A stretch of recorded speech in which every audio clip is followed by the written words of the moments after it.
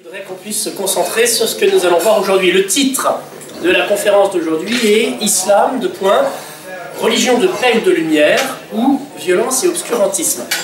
Je me suis fait un peu plaisir dans le titre. Voilà, religion de paix ou de lumière, c'est pas de moi. Bon, je ne pourrais pas retrouver tous les politiciens qui ont pu parler ainsi à la télévision devant les Français, mais aussi devant les Américains, devant les Allemands, devant les Espagnols, ou partout où il y a eu l'occasion de dire que tout ça, ça n'avait rien à voir avec l'islam. Et violence et obscurantisme. Bon, le mot obscurantisme, c'est un mot qui me plaît beaucoup parce que ça m'a fait tellement sourire pendant des années dans ma jeunesse, lorsque, à l'évocation du christianisme ou du fait que j'étais chrétien, on me taxait d'obscurantiste, ou le catholicisme d'obscurantisme, que j'ai fini par aimer beaucoup ce mot. Et c'est même avec une certaine résistance que je l'introduis dans ce titre, en lien avec l'islam. Voilà, en fait, il va être question durant la conférence de la violence et d'un fondement religieux à la violence. Et nous allons d'abord interroger l'islam, mais si nous avons le temps, nous ferons la même chose pour le christianisme. Et en introduction, définition de la violence, et voyons un petit peu la question de la violence sous la question de la nature de la violence. Et la notion de violence suppose celle de nature, et violent par rapport à un être déterminé, ce qui va contre la tendance spontanée de la nature de cet être. On dit une pierre sur la terre, où nous vivons, qu'elle est spontanément attirée par le sol parce qu'il y a les lois de la gravité qui font que si je la prends et que je la lâche, elle va tomber vers le sol. Alors que si je la prends et que je la propulse vers le haut, je lui inflige un mouvement violent par rapport à sa propre nature. Bon, la pierre est un être inconscient, inanimé. Cette violence est tout à fait sans moralité particulière. Mais pour un être spirituel, tel que nous, qui sommes des animaux raisonnables, pour un être spirituel, donc caractérisé par l'intelligence et la volonté, sera violent ce qui ira contre notre nature qui est spirituelle et qui est rationnelle et volontaire. Sera violent pour un homme ce qui ira contre sa volonté. Celui à qui on vole son portefeuille est dit subir une violence. Une femme à qui on impose un rapport sexuel contre sa volonté est dite violentée. Elle subit un viol. Et en toute société, selon le droit naturel, la violence n'est pas nécessairement un dévoiement de la vertu de force. C'est-à-dire, la violence serait un excès dans l'usage de la force qui ne correspondrait pas à ce qui est juste, à ce qui est droit. Je peux aller contre la volonté d'un être raisonnable, donc lui imposer une violence, en posant une violence qui soit tout à fait conforme à la raison, et puisque conforme à la raison, bonne. L'injuste violent s'oppose certes chez celui qui l'inflige non seulement à la prudence et à la justice, mais aussi à des vertus annexes de la vertu de force, comme la patience, la magnanimité ou la longanimité. Et il y a un exercice légitime de la violence. La violence va être un mal physique pour celui à qui l'on fait faire quelque chose contre sa volonté, mais pas nécessairement un mal moral pour celui qui exerce la violence. Si j'inflige à un enfant de devoir rester assis à sa table pour étudier son cours de mathématiques, alors qu'il a la volonté forte et exprimée d'aller jouer au football dans le jardin, je lui fais violence. Je le laisse dans sa chambre en lui disant « tu bosses tes maths jusqu'à ce que tu aies fait tous tes exercices », je lui inflige une violence. C'est une violence légitime. C'est une violence tout à fait conforme à la raison. C'est une violence bonne. Donc il y a, on va la caractériser ainsi, une juste violence pour préserver le bien commun général, ou repousser une violence injuste, ou permettre d'arriver à un bien pour des individus. comme dans l'exemple que je vous ai cité. Et pour que la juste violence, commandée par la justice, faire ce qui est dû pour un enfant, ce qui est dû, ce qui fasse son devoir d'État, qui travaille, qui suive les cours qu'il a à l'école, qui réussisse, et ensuite il puisse exercer un travail dans sa vie. Pour que cette violence reste conforme à la justice et qu'elle soit juste, il faut qu'elle soit modérée par la prudence, et elle a besoin de la force, donc en vertu annexe. Parce que vous savez très bien, pour ceux d'entre vous qui sont parents, qui voient comment ça marche avec des enfants, que lorsqu'un enfant résiste et qu'il fait tout ce qu'il peut pour aller jouer au foot dans le jardin, alors qu'il doit faire des maths, ou pour rester devant son ordinateur à exterminer les passants dans la rue sur son jeu violent, etc., que si vous l'empêchez, en vous va monter un mouvement d'irascibilité qui ne va peut-être être plus commandé par la prudence, et la violence légitime que vous allez infliger à votre enfant va peut-être s'additionner d'une violence pour le coup illégitime, sous le coup de la colère.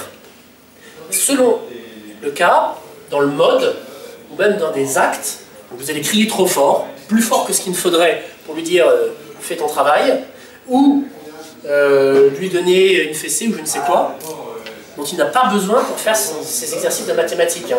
Donner une fessée à un gamin l'a jamais rendu plus mathématicien qu'il ne l'était auparavant. On voit la difficulté de placer un acte de violence juste en restant dans les bornes de la raison. C'est, depuis le péché originel, une des grandes difficultés de l'homme. Dans ses relations avec lui-même, dans ses relations avec les autres individus, et d'une façon collective, pour ceux qui dirigent la société, dans leurs relations avec les individus ou dans leurs relations de société à société. Traditionnellement, on liste 3 violences légitimes. La légitime défense, donc de l'individu. Un individu va se faire agresser, il va répondre à l'agression par une violence qui va repousser l'agression. La juste peine est là pour le coup d'une société envers un individu qui est coupable d'un mal, et en fait qui est d'abord une mesure de protection de la communauté, ensuite une tentative pour ramener le coupable à l'observation du droit, et enfin l'expiation du délit commis, qui sanctionne la violation du droit. On a donc ces 3 éléments, il ne faut jamais oublier ça, dans la juste peine que la société peut infliger à un individu. Donc on se protège. Quand on met quelqu'un en prison, pendant ce temps, il ne nuit plus à la société. On essaye de lui faire comprendre que ce qu'il a fait est mal et lui ôter l'envie de recommencer. La peine qui lui est infligée est sévère et doit être proportionnée au mal qu'il a fait. Ça le fait rentrer en lui et l'amène à se dire « je ne recommencerai pas ». Et en fait, il y a en dernier l'expiation du délit commis. Ça, nous le connaissons tous, parce que si nous n'avons jamais eu affaire à l'État, peut-être pour des délits que nous aurions commis, nous avons toujours eu affaire, enfin toujours, nous avons sans doute eu affaire à un autre tribunal, qui est le tribunal de la confession, où, accusant nos fautes au prêtre, qui fait figure de juge, d'abord de maire, bien sûr, mais aussi de juge, nous avons reçu une pénitence, et une pénitence pour l'expiation du délit commis. C'est la même chose dans la juste peine que l'État peut donner à l'individu. Et enfin, il y a une violence légitime dans une guerre juste entre 2 sociétés, si l'une d'entre elles agresse injustement l'autre.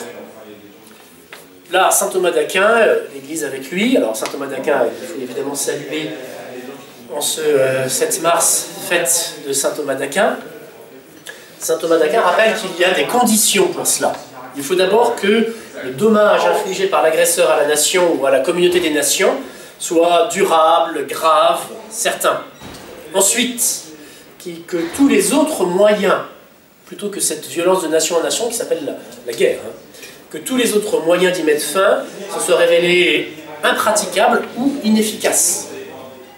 Enfin, que soient réunies des conditions sérieuses de succès. Là, on revient à l'Évangile, et cette image que notre Seigneur nous donne, quel est le roi qui, commençant une guerre avec 10 000 hommes, ne doit pas s'asseoir d'abord pour réfléchir si celui qui va l'attaquer avec 20 000 hommes voilà, ne risque pas de le battre. On ne commence pas une guerre s'il n'y en a pas des raisons sérieuses de croire qu'on va pouvoir la gagner. Enfin, que l'emploi des armes n'entraîne pas des maux ou des désordres plus graves que le mal à éliminer. Ces 4 conditions très classiques se retrouvent dans d'autres cas de figure. Par exemple, la question du tyrannicide. Voilà, donc on a examiné cette question de la légitime défense, des violences conformes à la raison ou des justes violences. Oui, il existe donc des violences qui peuvent être appliquées dans certains cas. Et maintenant, examinons un peu ce qu'il en est dans l'islam. Alors, c'est une question bien sûr, je dirais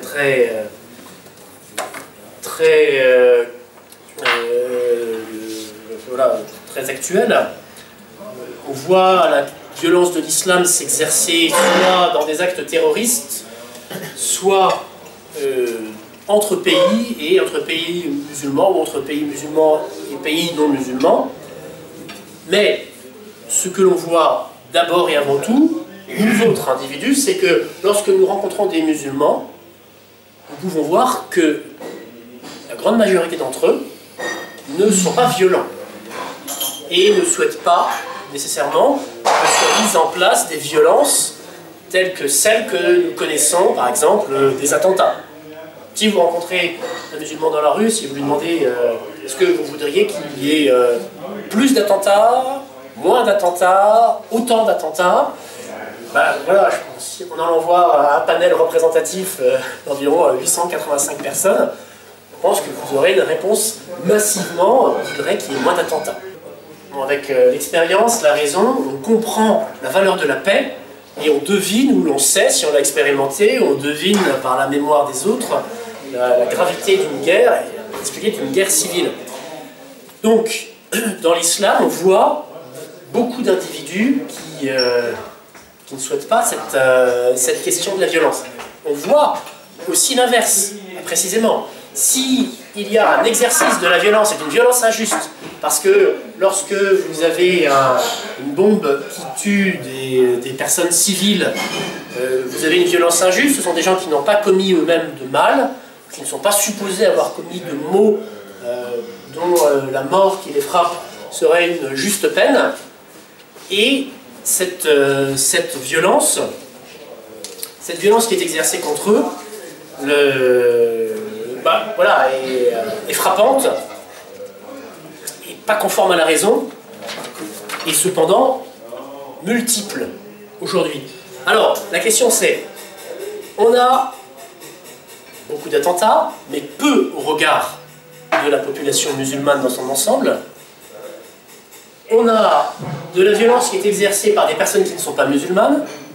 On a donc un ensemble de faits, de causes qui peuvent nous amener à la réponse immédiate.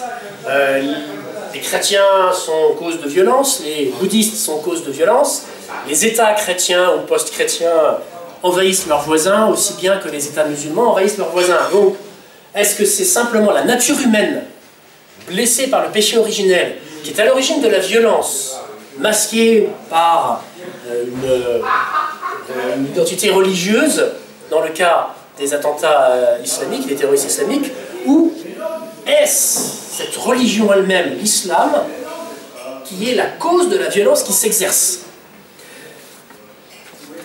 Eh bien, pour donner une réponse, et pour donner une réponse qui ne soit pas ma réponse, mais qui soit une réponse la plus objective possible, en écartant un petit peu les discours ordinaires que vous entendez, ça n'a rien à voir avec l'islam, c'est une question de circonstances, etc. Voyons ce que disent les sources religieuses. Donc nous allons étudier les deux sources principales de la révélation dans l'islam, qui, je vous le rappelle, sont le Coran et la Sunna, donc les versets du Coran et les hadiths, les paroles de Mahomet qui ont été rapportées par ses compagnons, ou les actes de Mahomet qui ont été rapportés par ses compagnons. Bien sûr, on y reviendra un petit peu après, je vais vous donner des citations, donc c'est ce que vous avez eu sur les papiers que je vous ai remis, qui sont tirés de leur contexte.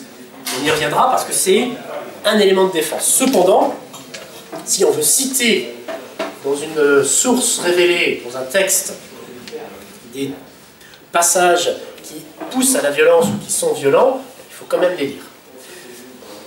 Je vous ai donné donc ces citations, je crois à peu près pour toutes, dans l'ordre des sourates. Et dans la sourate numéro 2, verset 190, on lit « Combattez dans le sentier d'Allah ceux qui vous combattent, et ne transgressez pas, certes, Allah n'aime pas les transgresseurs. Et tuez-les, où que vous les rencontriez, chassez-les d'où ils vous ont chassés. L'association est plus grave que le meurtre. Mais ne les combattez pas près de la mosquée sacrée avant qu'ils ne vous y aient combattu. S'ils vous y combattent, tuez-les donc. Telle est la rétribution des mécréants.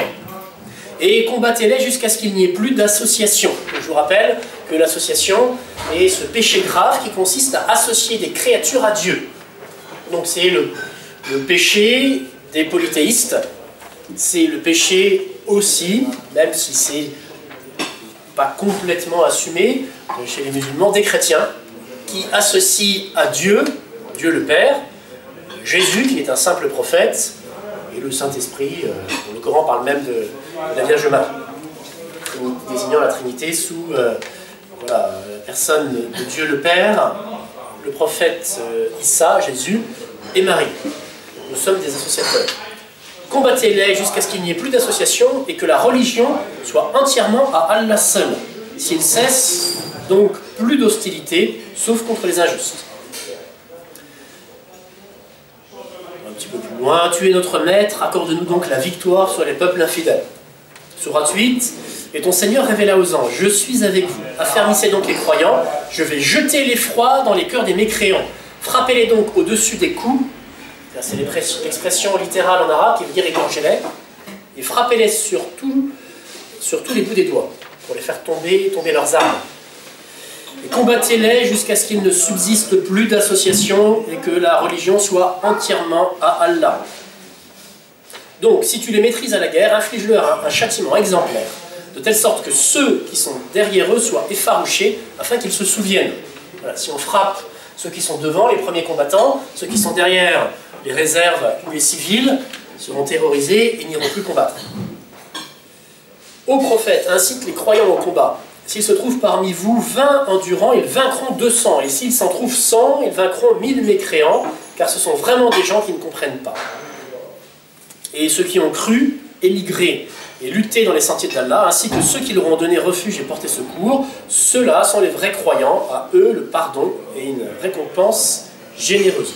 Ceux qui ont lutté sur le sentier d'Allah, c'est l'expression courante dans le Coran qui signifie ceux qui ont pratiqué le djihad. Ensuite, ce verset-là, dans la sourate 9, verset 5, est un des plus marquants. Hein. Si vous devez vous souvenir d'un seul, c'est celui-ci. Je l'ai toujours sur moi, donc, pour discuter avec des musulmans si nécessaire. Ça fait d'ailleurs son effet. Hein. D'ordinaire, quand je lis cette sourate à des musulmans, ils ne veulent pas croire que c'est dans le Coran. Ils refusent, ils pensent que c'est une falsification de ma part. Donc je les incite à aller lire leur propre Coran pour qu'ils se rendent compte que c'est bien dedans. Et quand je leur donne rendez-vous après pour en reparler, il n'y a plus personne. Donc je vous le lis. Après que les mois sacrés expirent, tuez les associateurs où que vous les trouviez. Capturez-les, assiégez-les et guettez-les dans toute embuscade. Si ensuite ils se repentent, accomplissent la salat et acquittent la zakat, alors laissez-leur la voie libre, car Allah est pardonneur et miséricordieux. Donc, explication rapide de cette sourate. Déjà, il y a une première difficulté. Après que les mois sacrés expirent, vous savez que dans l'islam, il y a un mois sacré qui est le mois du Ramadan, au début duquel est descendu le Coran, la révélation du Coran à Mahomet. Et donc là, il est question en fait des mois sacrés dans la Djaliya, dans l'ignorance dans laquelle vivaient les Arabes avant la révélation islamique, où il y avait plusieurs mois sacrés consacrés aux idoles. Donc tuez les associateurs où que vous les trouviez, donc tous ceux qui ne sont pas musulmans, capturez-les, assiégez-les, guettez-les, etc. S'ils se repentent, qu'est-ce que ça veut dire s'ils se repentent? accomplissent la salat. Donc la salat, c'est la prière officielle de l'islam, telle qu'elle se pratique, particulièrement le vendredi, dans le jour du rassemblement des musulmans à la mosquée. C'est la prière que l'on fait chez soi, tout seul, 5 fois le jour, c'est la prière que l'on fait tous ensemble. Et acquitte la zakat, c'est l'aumône obligatoire, un des 5 piliers d'islam, l'aumône obligatoire. Ça veut dire quoi? Ça veut dire que les mécréants, donc ces associateurs, se convertissent à l'islam en fait. S'ils se convertissent à l'islam au terme du combat que vous avez avec eux, vous leur laissez la vie, parce que maintenant ils font partie de votre communauté. Et Allah leur pardonne, puisqu'ils ont quitté leur mécréance.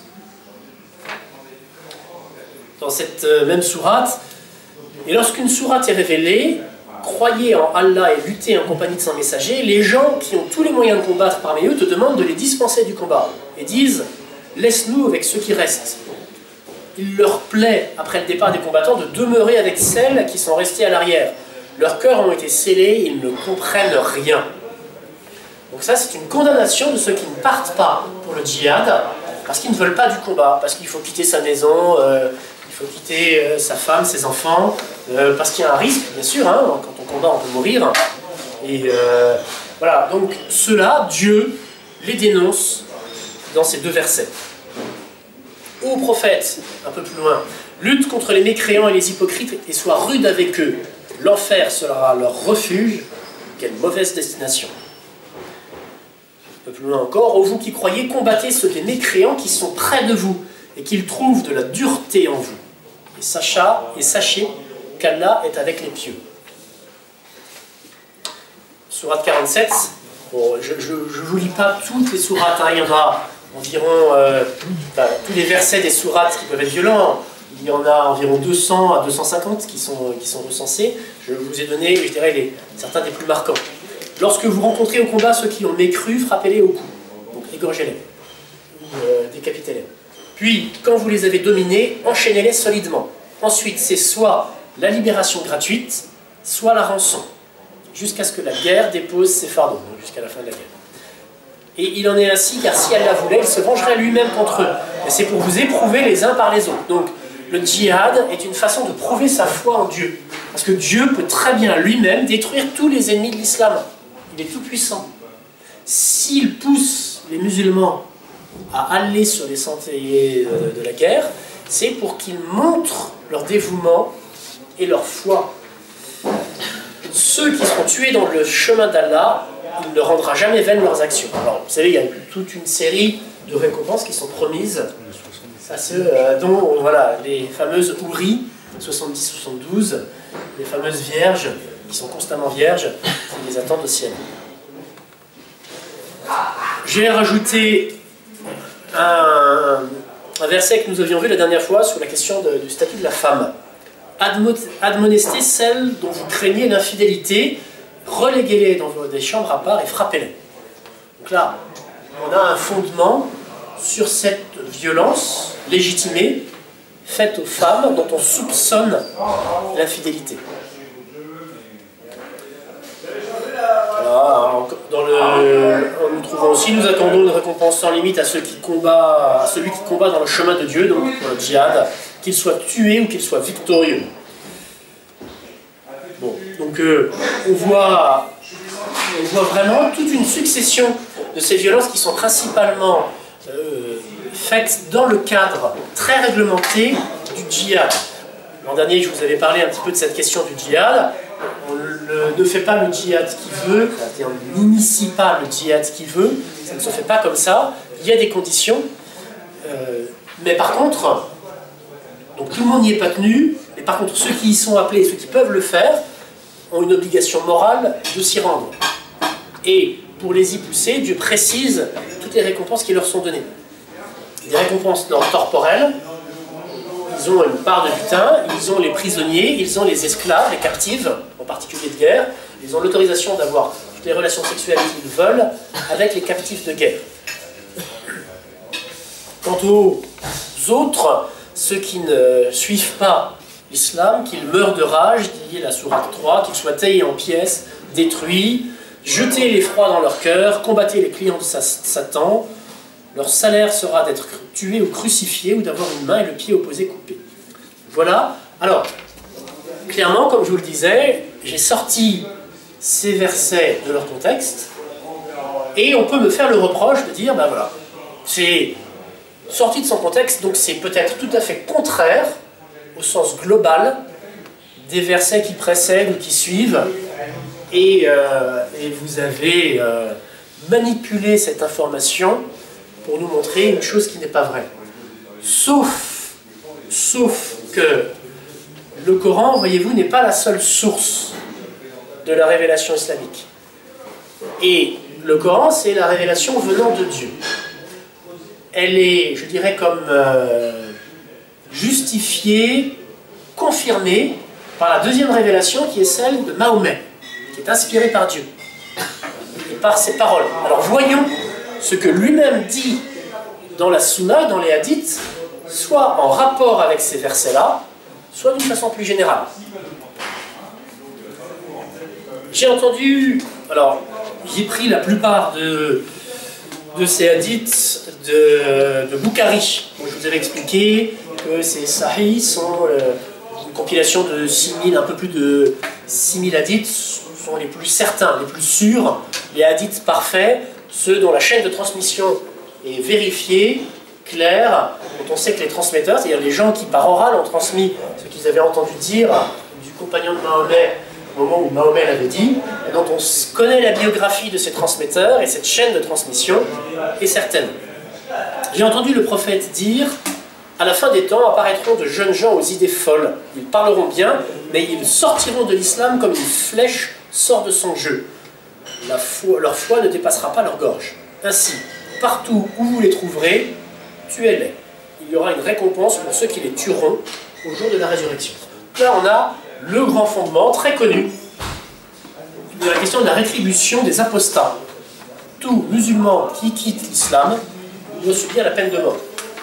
Aujourd'hui, dans la plupart des constitutions des pays musulmans, ne figure plus la peine de mort pour les apostats.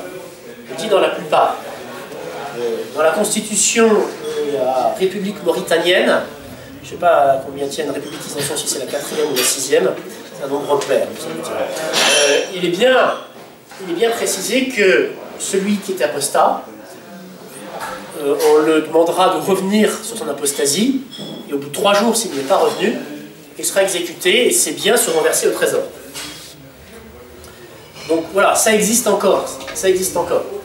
Vous savez que, vous ne le savez peut-être pas, mais c'est intéressant, il y a une très longue tradition esclavagiste en Mauritanie, qui est un pays, le pays des Maures, qui est un pays peuplé en partie de tribus berbères, de tribus arabes, de tribus africaines noires islamisées, et de leurs esclaves qui viennent de pays d'Afrique un peu divers, au sud, qui sont eux aussi islamisés.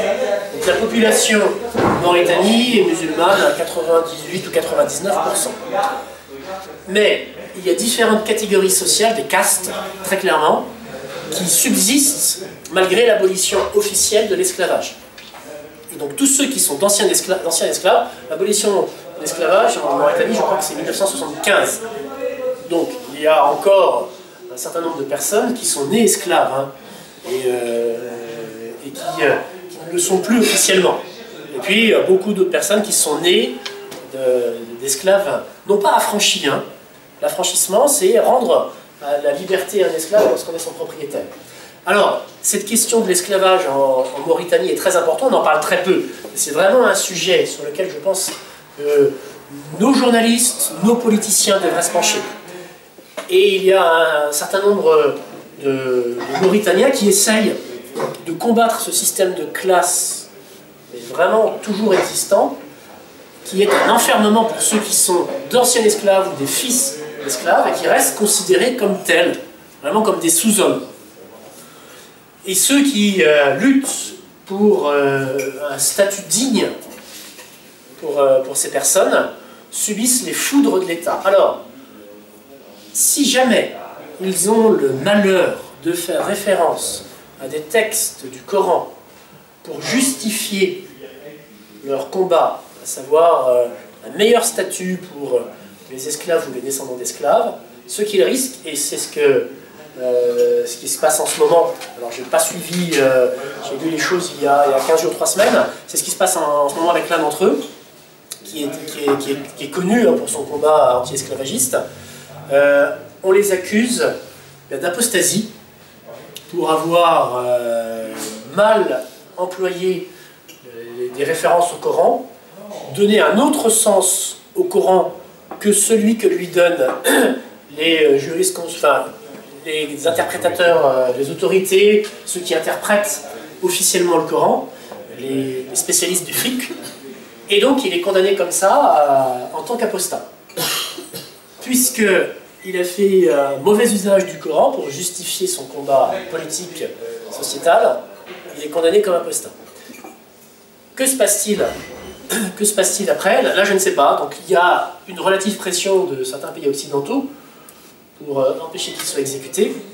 Mais face à cette arme, vous savez, c'est une arme qui est utilisée ailleurs, hein, au Pakistan, on connaît bien ce qui est arrivé à Asia Bibi. Là, il ne s'agissait pas d'apostasie, mais il s'agissait de blasphème, soi-disant blasphème. C'est une arme très forte qui existe encore, qui manifeste précisément dans un fondement révélé l'usage d'une violence qui, pour ma part, objectivement, n'est pas conforme à la raison et qui est une violence injuste. Donc, nous lire ce premier hadith, lisons d'autres. Aïcha, femme de Mahomet, donc, a rapporté, le prophète a dit, la main d'un voleur doit être coupée pour le vol d'un bien qui vaut un quart de dinar ou plus. C'est peu, hein? C'est peu. Alors, est-ce que la mutilation du voleur est une peine absolument injuste, c'est-à-dire contraire à la raison? Pour un bien de un quart de dinar, il me semble que oui. Est-ce que frapper d'une peine un voleur est une violence injuste? Non. Non, non. Et si on doit frapper, précisément, frapper le voleur, comme peine, qui lui permettrait d'ailleurs d'éviter la prison, très bien, il n'y aurait pas une peine injuste. Donc là, ce n'est pas la question de la peine, mais du degré de la peine qui est en jeu. Ensuite, récit d'Abou Zinad. Quand l'apôtre d'Allah eut coupé les pieds et les mains de ceux qui avaient volé ses chameaux, et qu'il leur eut enlevé les yeux avec des clous chauffés au feu, Allah le gronda, et il révéla la punition de ceux qui font la guerre à Allah et à son apôtre, et qui les affrontent avec toute leur force pour semer la discorde sur la terre, sera l'exécution ou la crucifixion. Mais pourquoi Dieu gronde, entre guillemets, dans la traduction, là? Non, mais parce que à lui seul est réservée la punition par le feu. Quelle est la punition par le feu qui est réservée à Dieu? C'est l'enfer. Puisque l'enfer est la punition suprême, on ne peut pas l'appliquer ici-bas. C'est la punition de Dieu. Donc, il a mal fait que de brûler les yeux des voleurs de ces chamelles. Alors, encore un passage sur ce point-là, toujours dans Bukhari. Sulaiman dit, le messager de Dieu nous désigna à aller avec une patrouille. Il nous dit, si vous trouvez un tel et un tel, des hommes des Kouraïch, qu'il nomma, brûlez-les avec le feu. Plus tard, nous nous présentâmes devant lui avant le départ pour lui faire nos adieux. Je vous ai donné l'ordre, nous dit-il, de brûler avec le feu un tel et un tel, mais il n'y a que Dieu qui châtie avec le feu. Cependant, si vous les trouvez, tuez-les. Une fois, Ali brûla quelques gens. Informé, Ibn Abbas dit, si c'était moi, je ne les aurais pas brûlés, car le prophète a dit, ne châtiez pas par le châtiment que Dieu utilise. Mais je les aurais tués de toute façon, car le prophète a dit aussi, celui qui change sa religion, tuez-le. L'apôtre d'Allah a dit aussi, donc là tenez-vous, vous êtes déjà tous assis, mais on est toujours dans Bukhari, hein, on est dans du sûr. Personne ne peut remettre en cause ce hadith que je vais vous lire. Si quelqu'un regarde secrètement dans votre maison sans votre permission, que vous lui jetez une pierre et que ses yeux sont crevés, il n'y a aucune condamnation pour cela. Voilà, c'est légitime. Et, bon, pas besoin de vous dire que la peine n'est pas en proportion avec la faute qui a été commise. Ensuite, toujours dans Boukhari, au temps de la période d'ignorance pré-islamique, j'ai vu une guenon entourée par un grand nombre de singes. Ils étaient en train de la lapider parce qu'elle avait commis un acte sexuel illégal. Voilà, attends, c'est Mahomet qui raconte ça, la scène à laquelle il a soi-disant assisté. Moi, Mahomet, aussi, je l'ai lapidé. Voilà, donc c'est... On est... Bon, moi, je ne pense absolument pas que ça existait, c'est n'importe quoi. Évidemment, Mahomet n'a pas vu des singes en train de lapider une guenon et il n'a pas lancé des pierres sur la guenon parce qu'elle aurait fait un acte sexuel, comme ils disent, illégal. Mais donc voilà, c'est là où on voit précisément que dans les hadiths, peu importe le contenu, si la chaîne des transmetteurs, l'isnad est juste, on doit recevoir le contenu. Ce n'est pas à nous de juger du contenu. C'est absurde. C'est complètement absurde. On demande au prophète quelle est la meilleure action. Il répond croire en Allah et à son apôtre. On lui a demandé ensuite quelle est la meilleure action suivante. Participer au djihad pour la cause d'Allah. On lui a demandé ensuite quelle est la meilleure action suivante. Faire le pèlerinage. Voilà l'ordre des choses. Avant le Hajj, ce pilier de l'islam, et auquel tous les musulmans aspirent, pouvoir se rendre à la Mecque, faire le pèlerinage, le djihad est plus important. Donc voilà, ça donne une idée à ceux qui n'ont pas les moyens de faire le Hajj. Tout le monde ne peut pas aller faire le Hajj, il faut s'inscrire. Il y a des quotas pour chaque pays, parce qu'évidemment tout le monde ne peut pas arriver en même temps. Et c'est plus facile de faire le djihad, parce que c'est plus important.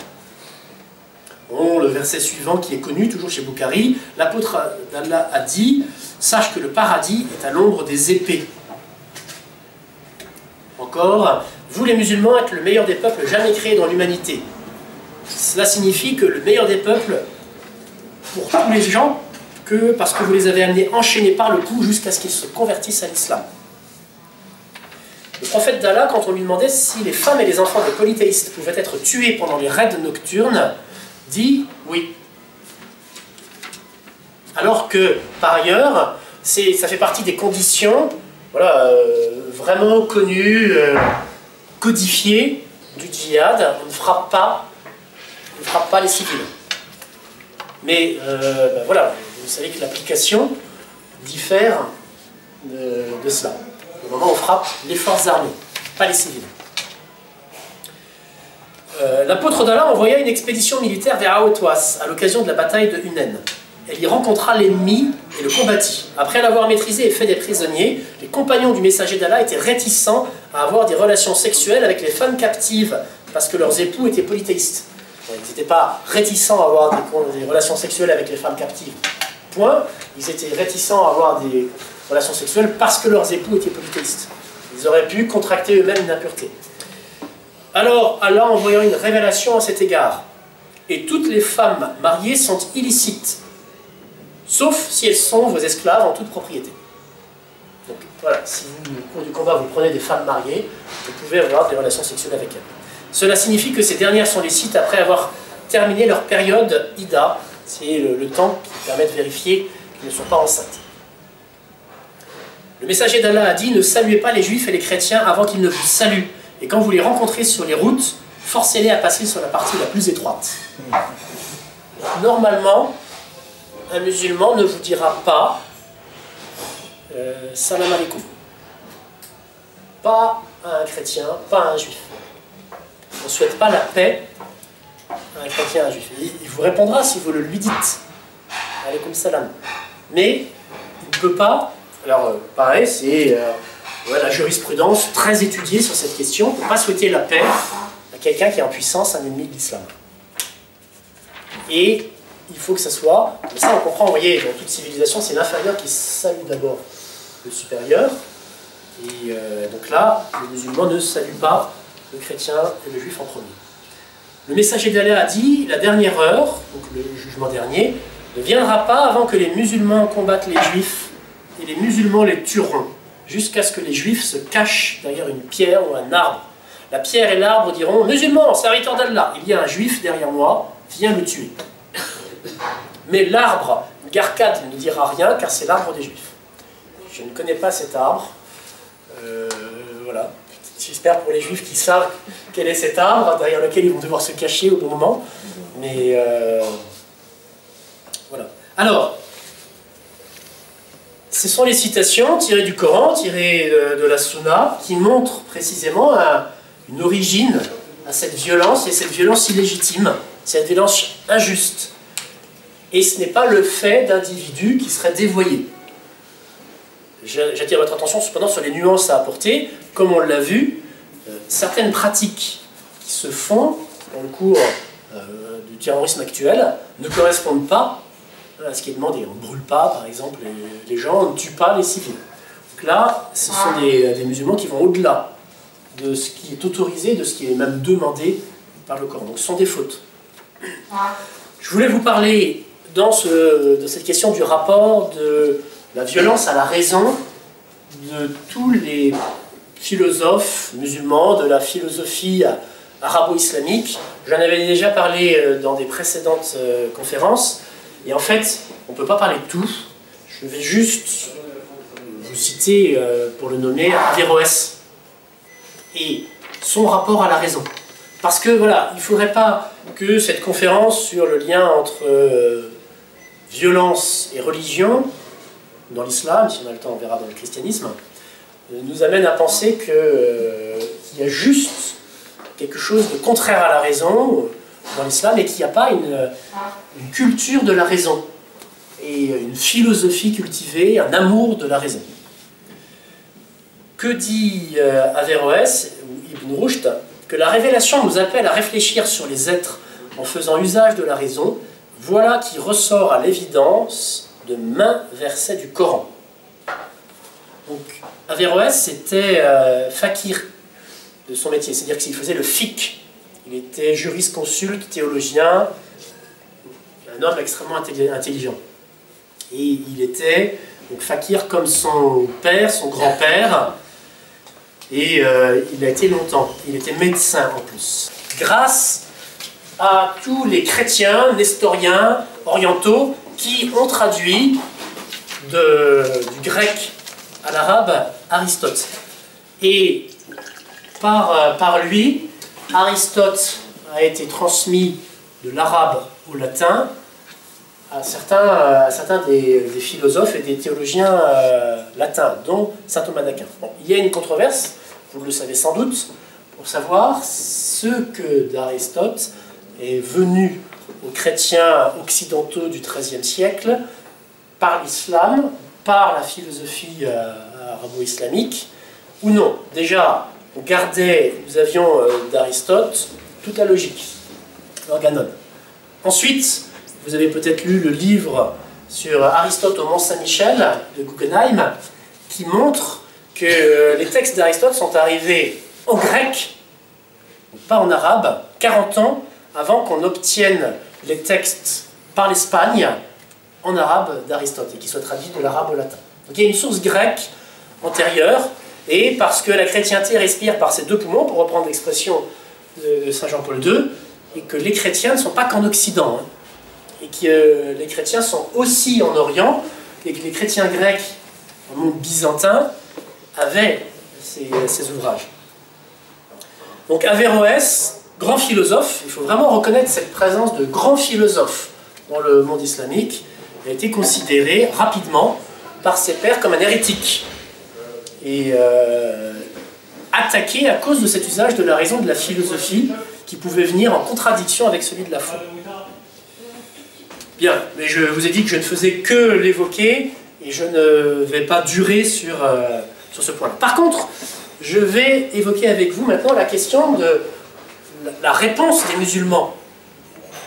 Là, pour le moment, je n'ai pas encore attaqué, hein. Vous noterez que je n'ai que lu.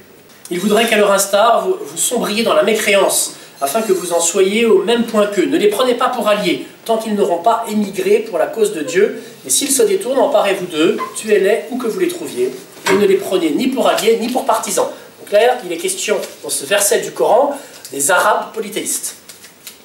Tuez-les partout où vous les trouviez, à l'exception de ceux qui visitent une tribu à laquelle vous êtes liés par un traité, ou de ceux qui viennent vous trouver le cœur serré, à l'idée de vous combattre ou de combattre leur tribu. Si Dieu l'avait voulu, il les aurait rendus maîtres de vous et il vous aurait combattu. Ainsi, s'ils vous évitent, ne vous combattent pas et vous offrent leur soumission, Dieu ne vous permet pas de leur témoigner de l'hostilité. Donc ces deux versets où il est question de combat sont ceux qui sont l'ouverture mise en exergue pour le commentaire d'un musulman qui explique qu'en fait, on n'y comprend rien à la violence dans l'islam si on écoute les méchants qui parlent comme moi pour dire que c'est inscrit dans les textes. À partir de cette traduction littérale et d'une lecture réfléchie des versets cités ci-dessus, il apparaît clairement que l'ordre tué est contraint et conditionné à certaines circonstances particulières. Normalement, les versets du Coran doivent être compris dans un certain contexte. Lus hors de ce contexte, le sens est alors faussé. Les chrétiens, ainsi que d'autres antagonistes de l'islam, interprètent le Coran de manière erronée et déformée, car ils ignorent le contexte des versets, et ils le font soit par négligence pure, soit par dissimulation délibérée. Par contexte, nous entendons le sens commun dérivé d'un groupe de versets. Au lieu de prendre un verset et de le citer hors contexte, la procédure correcte consiste à examiner les versets se trouvant avant et après, dans le but d'obtenir une signification correcte de ce que dit réellement le Coran. En second lieu, pour comprendre certains versets complexes, il est nécessaire que le lecteur recoure à des commentaires officiels et authentiques du Coran. Nos amis non musulmans doivent aussi réaliser que le Saint-Coran contient des principes fondamentaux et généraux sur la façon de gouverner le culte, les transactions, et ainsi de suite. Mais les détails, donc il y a des principes généraux, les détails sont fournis par les hadiths du prophète Muhammad. La raison de cette diversification est de veiller à ce que la nation musulmane ne se limite pas au Saint-Coran pour être guidée, mais intègre également les hadiths, ou la tradition du prophète. Ainsi, le prophète Muhammad devient une figure de proue majeure dans l'islam et une personnalité qui doit être vénérée. La parole du prophète Muhammad, c'est-à-dire ses traditions, a été tenue à l'écart et séparée de la parole de Dieu, c'est-à-dire le Coran, afin de mettre en évidence la grande différence entre la parole pure de Dieu et la parole de l'homme, contrairement à la Bible, qui contient un mélange de la parole de Dieu et de la parole de l'homme. Finalement, il devient difficile de faire la différence. Le système islamique a protégé les musulmans afin qu'ils ne tombent pas dans le même piège. Alors ce qui est dit ici est vrai. On ne peut pas sortir de son contexte un petit morceau pour le lire et s'en servir, le manipuler, etc. Mais ce qui est dit ensuite, c'est qu'il faut approcher le texte du Coran, des hadiths et de la tradition pour l'éclairer, ce que j'ai fait avec vous, et on voit une concordance entre ces versets violents et les hadiths. Et je vous lis, là, je vous cite intégralement le Père de Binière. Je me suis donc inspiré de plusieurs de ses œuvres, en particulier son texte sur force et violence, pour cette conférence. Je vous lis une réponse du Père de Binière dans un article qu'il a écrit dans l'Homme Nouveau. Notons que l'interprétation donnée par certains dignitaires musulmans sur le caractère historique et circonstanciel des versets violents ne résout pas le problème. D'une part, cette interprétation n'est pas soutenue par les textes de la tradition musulmane, les hadiths. On l'a vu. D'autre part, d'autres responsables soutiennent et parfois imposent violemment une autre lecture. Citons un exemple. L'homme politique et théologien réformateur soudanais, Mahmoud Mohamed Taha, qui voulait donner une portée relative, valable uniquement pour l'époque du prophète, aux versets violents de la période médinoise. Ça, c'est une chose que vous entendez souvent. Ça, ces versets violents s'appliquent à la guerre qui a été menée entre les musulmans, les arabes musulmans et les arabes polythéistes. C'est fini. La guerre est finie, tout le monde est musulman. Maintenant, en Arabie Saoudite, il n'y a plus besoin d'utiliser ces versets. Et puis, on verra après la question de la guerre et de la violence uniquement comme légitime défense. Mais, donc, ceux qui vous disent ça emboîtent le pas à ce monsieur Taha, soudanais, là. Donc, qu'est-ce qui lui est arrivé à ce monsieur soudanais? Il a été condamné à mort par un tribunal religieux et exécuté à titre d'apostat en 1985 pour avoir dit ça. Quand vous lisez dans la presse, sous la main d'un musulman ou sous la main d'un dhimmi chrétien ou rien du tout, que précisément, et je l'ai lu sous la plume d'Henri Tinck, ce genre de discours, Henri Tinck, ancien chroniqueur religieux au monde, hein, qui a peut-être été catholique à un moment, disait exactement la même chose. Attention, ne travestissons pas ce qu'il y a dans le Coran, et les versets violents sont les versets d'une époque. Maintenant, ils ne sont plus valables.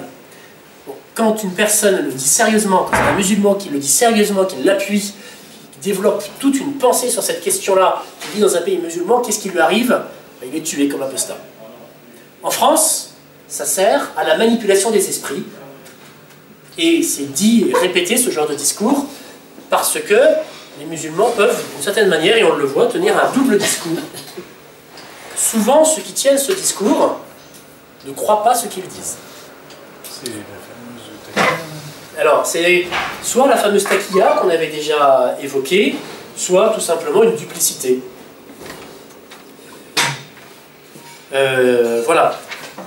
Et puis, vous le savez bien, toujours pour prendre la défense du côté des musulmans, il y a ce fameux verset « Nulle contrainte dans la religion ». On n'a pas le droit d'imposer une quelconque violence à quiconque pour devenir musulman. C'est marqué dans le Coran. Nulle contrainte dans la religion. Mais, puisqu'on me dit qu'il faut lire un verset dans son contexte, eh bien je vais oublier l'exercice. Nulle contrainte dans la religion, la bonne direction c'est distinguer du fourvoiement. Quiconque mécroit aux idoles et croit en Dieu tient à la tâche la plus sûre et imbrisable.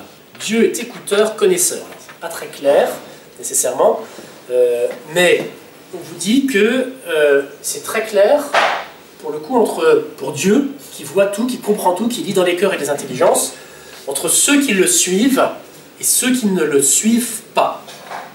Et ceux qui le suivent, eh bien, ont tenu la partie la plus sûre, voilà, la tâche la plus sûre et imbrisable. Ils n'y ont pas été contraints à tenir cette partie la plus sûre parce que c'est Dieu qui le leur présente. Alors, que bien comprendre? Eh bien, nous ajoutons les hadiths qui suivent, que je vous ai déjà lus. Celui qui change de religion, tuez-le. Si vraiment ce passage du Coran voulait dire nulle contrainte en religion, on ne peut pas vous contraindre à rester musulman, et vous pouvez sortir de l'islam, eh bien le hadith nous montre exactement l'inverse. Alors, que disent les jurisconsultes musulmans sur ce passage très connu, que vous avez déjà lu peut-être 10 fois, que vous entendrez encore? Nulle contrainte en religion ne signifie pour aucun exégète le droit de quitter l'islam ou de ne pas pratiquer ses obligations, jeûne, prière, aumône, etc. Les personnes nées musulmanes ont l'interdiction de quitter cette religion. L'apostasie est interdite. L'écrasante majorité des exégètes estiment que le sens général du verset a été abrogé par les versets qui prescrivent le combat contre les autres religions. Et on va voir la question de l'abrogation en vous renvoyant au petit schéma que vous avez sur la feuille que je vous ai donné. Ce verset-là, donc, dans la sourate 2, verset 256, ne reste valable que dans le sens de la non-imposition de la conversion aux gens du livre, chrétiens et juifs principalement. Parce qu'ils doivent choisir entre quoi et quoi, entre se convertir à l'islam ou conserver leur religion en payant un impôt spécial. Ce qui est aussi une contrainte, bien sûr. S'ils n'acceptent aucune des deux options, là pour le coup, ils sont bien morts. Mais par contre, pour les polythéistes, le choix est entre la conversion et la mort. C'est ce qu'on a vu. Alors, c'est ce qui s'est passé en Inde lorsque les Moghols, donc ces musulmans iranisés, ont pris possession d'une grande partie de l'Inde. Ils se sont retrouvés dans un sous-continent où eux-mêmes étaient une poignée face à des dizaines et des dizaines de millions de polythéistes. Il y a eu environ 80 millions d'hindous qui ont été tués, mais ils n'ont jamais réussi à obtenir un équilibre démographique, hein, les musulmans. Aujourd'hui, les musulmans en Inde, après la partition, entre le Pakistan, le Bangladesh et l'Inde, représentent 13% de la population. Alors, ça augmente un petit peu chaque année, puisqu'ils ont une démographie plus importante que la population non musulmane en Inde. Mais, vous voyez, ils ont pratiqué ce bon choix. Non contrainte en religion, abrogée par les autres versets, restant vrai uniquement pour les gens du livre. Alors, la question de l'abrogation. Vous avez donc sur le petit schéma que je vous explique, sur les 6000 versets du Coran, environ 250 ou 300 maximum, qui contiennent des passages violents. Ils sont en rouge sur votre schéma. Dans l'ordre, en bas, dans la partie basse du schéma, dans l'ordre où se déroule le Coran, qui n'est pas un ordre chronologique de la révélation, mais qui est rangé pour les sourates par ordre de taille, après la Fatiha, de la plus grande à la plus petite. Ensuite, le schéma d'au-dessus, on remonte ces mêmes versets violents en rouge, rangés dans leur ordre de révélation. Il y a la question donc, de la période médinoise et mécoise. Lorsque Mahomet était à la Mecque, au milieu d'une masse d'idolâtres, il était très gentil et doux, et son message était le même. Lorsqu'il est parti à Médine et qu'il a commencé à avoir un certain nombre, avec d'émigrés qui l'ont rejoint, qui ont pratiqué une guerre de razzia, à ce moment-là, le message s'est infléchi. Et donc on voit précisément que ces versets se trouvent tous dans la dernière période médinoise. Or, la question de l'abrogation, qui se fait selon un passage du Coran, quand nous remplaçons un verset par un autre, Allah c'est mieux ce qui fait descendre, ils disent tu n'es qu'un menteur. Et la plupart d'entre eux ne savent pas. Sourate 16, verset 101, Sourate 2, verset 106. Si nous abrogeons un verset quelconque, ou que nous le fassions oublier, nous en apportons un meilleur ou un semblable. Ne sais-tu pas qu'Allah est omnipotent? Donc voilà, ça c'est l'abrogation. Tous les versets sur un même sujet qui ont été suivis d'un autre postérieur sont abrogés par les postérieurs. Et les versets violents se trouvent en dernière position, ils abrogent ceux qui sont non violents. Cette question de l'abrogation, qui est quand même relativement connue, n'est cependant pas connue du grand public. Et donc quand on vous cite des versets pacifiques, et il y en a plein. Il y en a, c'est vrai, il ne faut pas le nier. Hein. Il y a nulle contrainte en religion, par exemple. Mais il y a la jurisprudence. Eh bien voilà, tout à fait. Là, pour le coup, il y a cette question de l'abrogation. Et cette question de l'abrogation, elle est vraiment inscrite dans la vie musulmane. Alors, puisque ça pose une difficulté, vous avez certains sites de défense de la cause musulmane qui vont jusqu'à dire que l'abrogation est une invention tardive du 10e, 11e siècle et qui n'a pas de valeur. Mais ils prennent leur désir pour des réalités, c'est faux. C'est faux, c'est vraiment un principe d'action qui se retrouve voilà, chez tous les jurisconsultes musulmans, chez tous les fakirs, comme Averroès. Donc n'oubliez pas, si vous avez ce verset qui vous montre qu'il faut vivre paisiblement, sachez qu'il a pu être abrogé par un autre. Ensuite, il faut voir que la plupart de ces défenses, surtout celles que nous entendons, je voulais, dans la série des dernières conférences que j'ai faites, vous donner un outil apologétique pour répondre aux musulmans ou pour leur apporter un message positif qui les amènerait à pouvoir connaître le christianisme et devenir chrétien. Déjà répondre à tous les éléments qu'ils amènent. Donc ce que l'on voit dans la bouche des musulmans et puis aussi de ceux qui veulent éviter, et on peut le comprendre, hein, une fracture sociale en France entre une partie de la population musulmane et ses amis et les autres, qui seraient partie de la population musulmane qui serait mise de côté à cause de cette pratique violente de l'islam d'une petite minorité, et c'est précisément ce que je recherche, cette petite minorité, c'est faire basculer de son côté la grande majorité de musulmans pacifiques. Eh bien, que lit-on dans la bouche de ceux qui défendent, soit parce qu'ils sont musulmans, soit parce qu'ils veulent éviter cette fracture? Ces choses-là, bon, les versets que vous nous donnez sont mal traduits, il faut les remettre en contexte. Il y a des versets tolérants et pacifiques. C'est pas tout l'islam. C'est pas ça l'islam. Bien sûr, c'est pas que ça l'islam. On peut répondre oui, ce n'est pas que ça l'islam. L'islam aussi, c'est la libération des esclaves. Le Coran y pousse, les hadiths y tous aussi. L'islam, c'est l'aumône pour les pauvres, alors les pauvres musulmans, mais c'est l'aumône pour les pauvres quand même. L'islam, c'est la prière 5 fois par jour. J'aimerais bien que les catholiques prient 5 fois par jour. C'est une bonne chose. Voilà, ce n'est pas que ça l'islam, mais c'est aussi ça l'islam. Ça ne veut pas dire que c'est aussi ça les musulmans. Reprenons bien la distinction que je voulais introduire au début.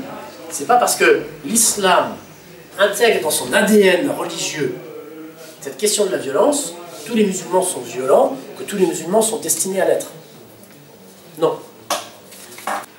Et c'est pour ça que nous avons intérêt, lorsque nous voyons des musulmans, à tirer, à amener ce qu'il y a de meilleur en eux. Et pas, on va peut-être passer aux questions, puis on ne verra pas la question du christianisme, la violence dans le christianisme, mais je pense vraiment que d'un point de vue apologétique, lorsqu'on a en face de soi un musulman, c'est pas la peine de l'agresser avec la question de la violence dans l'islam. Je pense qu'il faut l'amener à réfléchir à ça. Voir un petit peu ce que lui pense de la question et tirer ce qu'il y a de meilleur. Et précisément, si lui-même montre et exprime qu'il est pacifique et que la violence qui est exercée par certains au nom de l'islam le révulse, et que si ensuite on lui montre que cette violence elle est peut-être excessive par rapport à ce qu'auraient voulu les textes eux-mêmes, mais elle est dans les textes, elle est dans cet ADN de l'islam, alors là, il va se remettre en cause, et il va réfléchir. Ou pas. Je pense, tout à fait. Mais vous voyez, c'est un jeu à double... cette question de la taqiyya, ou cette question de la présentation pacifique de l'islam dans les pays occidentaux, parce qu'on ne le voit que dans les pays occidentaux, ça. C'est une arme à double tranchant pour les musulmans. C'est une arme à double tranchant, donc il y a des sites qu'on voit qui disent mais arrêtez de raconter n'importe quoi sur le djihad. Mais ce qui est intéressant, vous voyez, c'est que précisément cette question de ce discours pacifique sur l'islam, ça amène beaucoup de musulmans qui vivent dans les pays occidentaux où ils entendent ce discours à l'intégrer et à se dire mais oui, l'islam c'est ça, c'est une religion pacifique. Et ils en sont persuadés. Ensuite, si on leur montre que ce n'est pas le cas, là il va y avoir un hiatus, il va y avoir une difficulté. Peut-être que ça n'amènera rien, mais je pense, c'est un levier. C'est vraiment un levier pour les amener à remettre en cause leur adhésion religieuse. Mais c'est pour ça que vous dites que parfois il y a juste un discours, ou c'est juste une attitude, et puis que ça grattons un petit peu et on pourra trouver des éléments. Bien sûr, je ne me fais pas d'illusions. Notre question de la connaissance de l'islam, pourquoi on se réunit aujourd'hui et qu'on parle de l'islam, des choses que je n'aurais pas faites il y a 20 ans, c'est parce qu'il y a un islam massivement présent en France, et pas qu'en France, dans tous les pays européens, et qu'il faut bien répondre à cette omniprésence dans les médias, parce que si nous autres, catho tradis ou catho, on peut avoir une certaine force dans nos médias avec des bons médias, on n'est pas du tout les seuls. Et il y a une galaxie de sites, de forums musulmans francophones destinés aux musulmans occidentaux, qui donnent de l'information, qui malaxe la patte humaine, qui est très importante, il faut qu'on s'en rende compte. Et il faut qu'on fasse quelque chose. On ne peut pas rester à rien faire. Alors soit on pousse les gens, on les excite en leur disant t'es musulman, t'es un salaud en puissance, et on n'obtient pas grand chose, soit on essaye de tirer le meilleur, ou le pire, disons le meilleur, soit, et je pense vraiment qu'il faut que nous prenions cette option-là, soit on s'appuie sur ce qui est vrai en eux, une recherche de la vérité, une recherche de Dieu, pour leur montrer quel est le véritable visage de Dieu. Et que, voilà, qu'il y a un Dieu qui correspondra à leur attente. Oui ?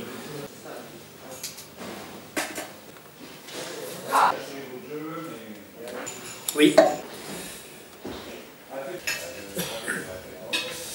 Alors, on a deux domaines différents là. Leur choix pacifique. Vous voyez, si vous êtes, on parle en France, les musulmans qu'on croise en France ne subissent pas une pression pour aller poser une bombe au coin où vous égorgez. Il y a une pression culturelle et religieuse, bien sûr. S'ils lisent le Coran, mais il faut déjà qu'ils le lisent. Ce qui n'est pas le cas. Sur Internet, tout simplement. Oui, mais ils ont accès à leurs sources facilement, mais ils ne les lisent pas énormément. Alors maintenant, le test va être le suivant. Qui parmi vous a lu la Bible dans son intégralité? Merci, très bien. L'Ancien Testament, ça compte dans la Bible? Oui, ça compte dans la Bible. Bon, alors on va faire autrement. Qui parmi vous a lu le Nouveau Testament dans son intégralité? Déjà plus. Très bien. Ben, je vous félicite et je vous encourage à le faire. Mais chez les musulmans, c'est la même chose. Hein. La plupart n'ont pas lu. Pour les gens qu'on rencontre, je pense qu'il faut, comme tout discours où on veut progresser dans une sorte de maïeutique, passer de palier en palier pour arriver au partage d'une même vérité au terme d'un dialogue. Il faut prendre les gens là où ils sont, avec ce qu'ils acceptent déjà de vrai, et les tirer un petit peu plus haut par là. Je pense précisément que pour des musulmans, la première des choses à voir avec eux, c'est est-ce que vous pensez que Dieu est bon? Bien sûr. Est-ce que Dieu veut le bien? Oui. Quel est le type de mal que Dieu peut-être pourrait vouloir? Donc là, on revient à la question de la juste violence qui peut être exercée contre le coupable. Ensuite, est-ce que vous pensez que Dieu aime et est miséricordieux? Vous ne pourrez pas demander à un musulman est-ce que Dieu est miséricordieux sans avoir la réponse oui. C'est très clair pour l'islam. Et ensuite, est-ce que vous pensez que si Dieu est bon, et là vous pouvez rentrer dans différentes choses que vous tirez des sources. Est-ce que vous pensez qu'un Dieu bon verrait les choses comme ça? Ça c'est une façon. Une autre, c'est de pousser la personne dans tout ce qu'il y a de bon dans sa pratique musulmane. Bien. Avez-vous deux questions sur les points que nous avons vus avec l'islam? Sinon, je vous propose 5 minutes sur la violence dans le christianisme. Alors, entendons, la charia, c'est un corpus législatif lourd. Donc, ce qui se passe, c'est que vous avez de plus en plus de forums sur lesquels il y a des questions sur ce qui est haram ou ce qui est halal. Donc, ce qui est pur, ce qui est impur, ce qui est autorisé ou pas autorisé. Parce que ça fonctionne un peu de façon binaire comme ça, hein, la jurisprudence. Est-ce que j'ai le droit aux toilettes de prendre la main droite ou la main gauche? Est-ce que quand je me lève, il faut que je pose le pied droit ou le pied gauche? Est-ce que je peux embrasser ma copine si mes parents ne le savent pas? Voilà, ce genre de questions que vous trouvez, sur lesquelles il y a des réponses, et qui sont je dirais, les interrogations de certains musulmans pieux qui veulent faire selon la coutume. Mais connaître l'intégralité de la charia, bien sûr que non.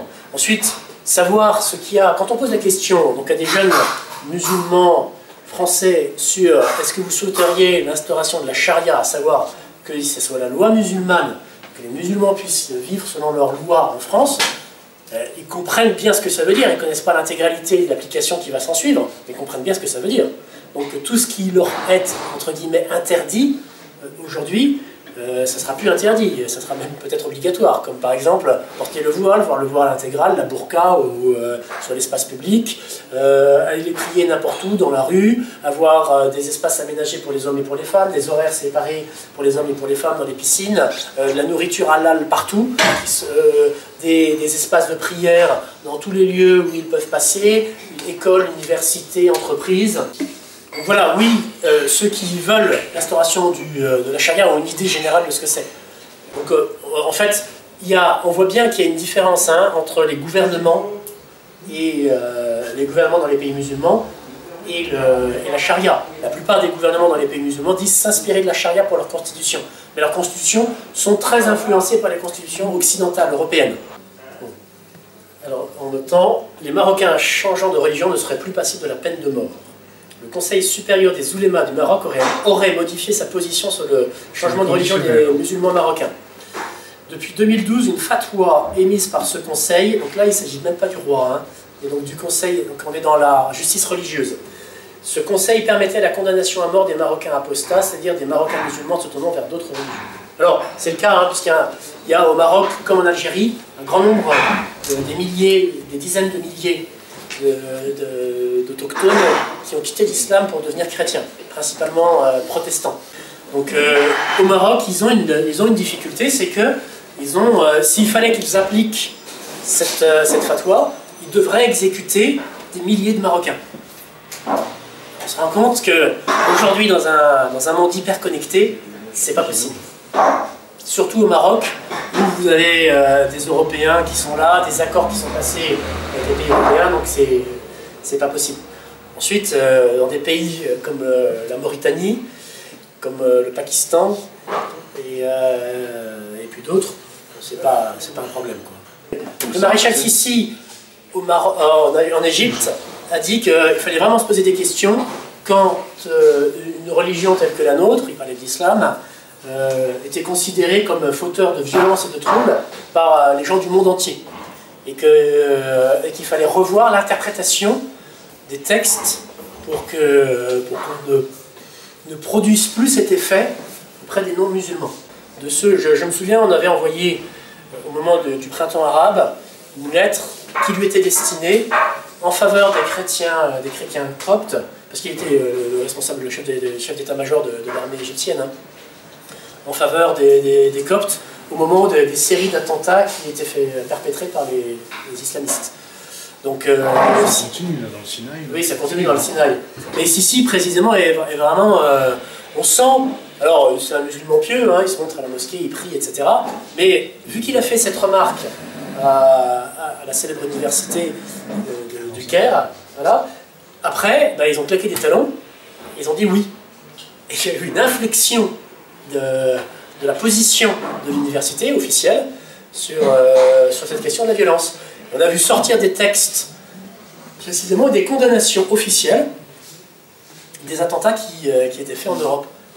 Et souvenons-nous que des condamnations des attentats qui ont eu lieu par des motifs islamiques dans les pays occidentaux, ce n'était pas du tout évident pour les autorités islamiques non occidentales. Hein. Donc en France, évidemment, dès qu'il y avait un attentat, on allait mettre un micro sous la bouche de l'imam du coin qui disait « c'est pas ça l'islam, je condamne », etc.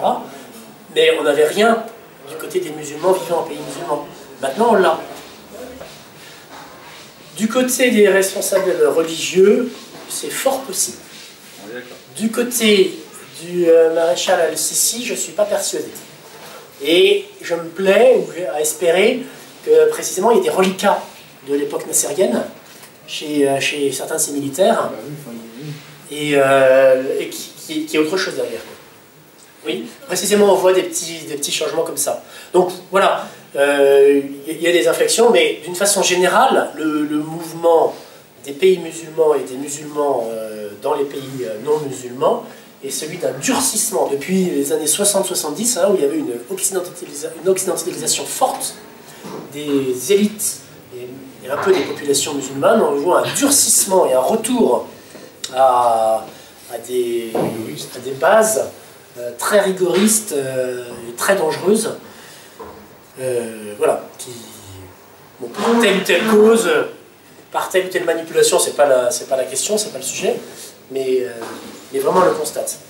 Il est l'heure, on va arrêter. Vous n'aurez pas sur la question de la violence dans l'Ancien et le Nouveau Testament, puisque dans l'Ancien Testament, la violence est très présente, qu'on ne voit pas dans le Nouveau Testament. Comment comprendre les paroles du Christ qui vont même à l'inverse. Si on te frappe sur la joue droite, tends la joue gauche. Bien, vous n'aurez pas la réponse. De même que vous n'aurez pas la réponse à la question. Et quand notre Seigneur dit dans une parabole à la fin que le roi revenant dans son pays fera prendre les plaignants et les égorgera, ça c'est les musulmans utilisent souvent ce passage pour dire oui mais Jésus dit qu'il faut égorger les gens.